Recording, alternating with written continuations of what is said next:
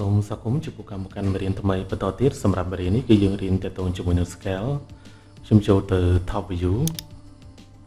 ហើយ click ទៅលើ sketch ខ្ញុំបង្កើតជាចតុកោណកែងអូខេបន្តមកទៀតខ្ញុំចូលទៅកន្លែង transform ខ្ញុំ click ទៅលើ scale ហើយ select ទៅលើយើងអាច click ទៅលើធាតុរបស់ជ្រុងរបស់ចតុកោណកែងនឹងក្បាលឬយើង click ទៅលើ sketch ទាំងមូលតែម្ដងឥឡូវខ្ញុំចូល click ទៅលើធាតុសិនហើយកន្លែងនេះគឺយើងធ្វើការផ្លាស់ប្ដូរវាមាន non uniform ហើយនិង uniform កាលណា uniform មានន័យថាវា scale គ្រប់ជ្រុងទាំងអស់រីឯ non គឺអត់ទេឥឡូវយើង click ទៅលើ non ហើយយើងចាប់ផ្ដើម scale វាចាំមានន័យថាយើង scale ទៅជ្រុងនេះទេនេះជ្រុងដែលយើង select ហ្នឹង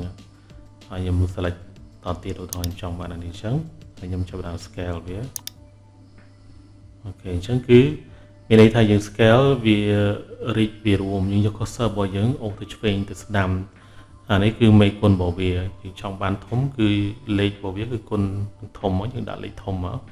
តែជាទូទៅបើលេខតូចគឺអស់ត្រឹម0អញ្ចឹង0គឺវាមកទិសតាំងចាស់របស់វាវិញបន្តមកនេះចុចដានឥឡូវខ្ញុំ back មកវិញហើយខ្ញុំ scale វាជា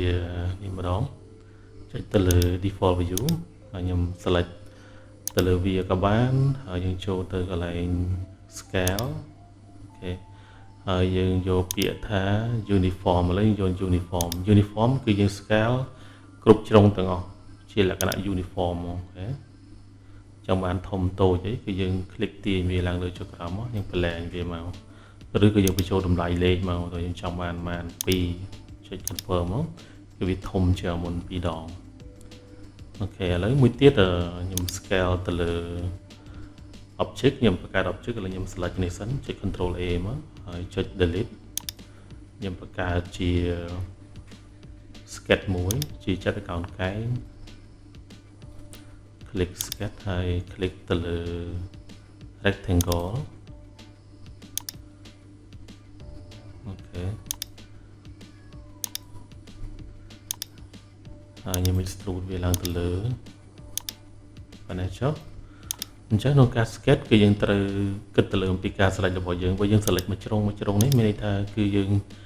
scale ទៅលើតែជ្រុងដែលយើងចង់ធ្វើការ select នឹងទេតែបើយើង click វាទាំងអស់អញ្ចឹងនៅពេលណាយើងចូលទៅកន្លែង scale មានន័យថាវា scale ទាំងអស់តែម្ដងដូចរួម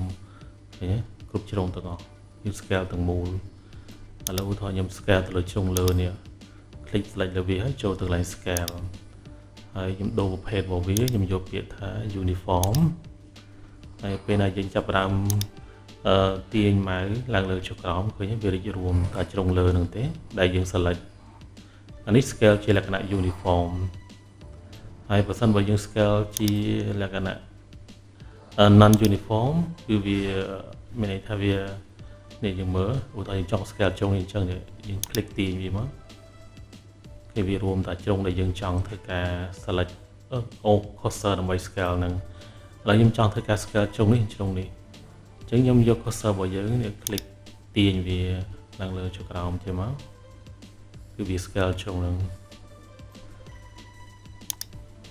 ហើយមួយទៀតឧទាហរណ៍យើងចង់ធ្វើការឥឡូវខ្ញុំលុប sketch នេះសិនលាក់វាចុះ